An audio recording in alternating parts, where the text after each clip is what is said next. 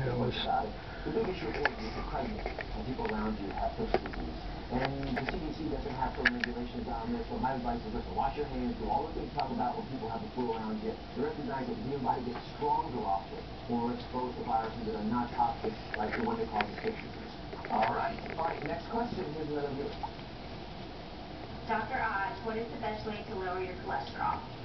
I love that question. Absolutely enjoy that question. Here's why. She's not asking what medication you want to take for. She's not asking what surgery you have to do for. This is all about changing the toxic chemistry in your blood that rushes away the thin lining of the arteries. That's what causes hardening of the arteries. So how do you naturally reduce cholesterol? Number one thing by far is to lose belly fat. Belly fat? All right. Here's the question, Rob. If your waist size, if you're around your umbilical, your belly button. Whoa. And now they're gone. Now, I got a little touch. That involves math. That's a problem. It's only half the stuff. So I'll tell you. I am 6 foot. The first. So 6 times 12, 72 inches. Divided in half, 36 inches. Your waist size cannot be more than 36 inches. But trying to find a place. You're eating those berries. Is that what it is? I was just figuring they were trying to find a place to rest. You know what that means? And they're also trying to get that snow off there. They stick the belt beneath the back, and then they walk around. But they're eating the berries, baby. I'm not asking for your belt size.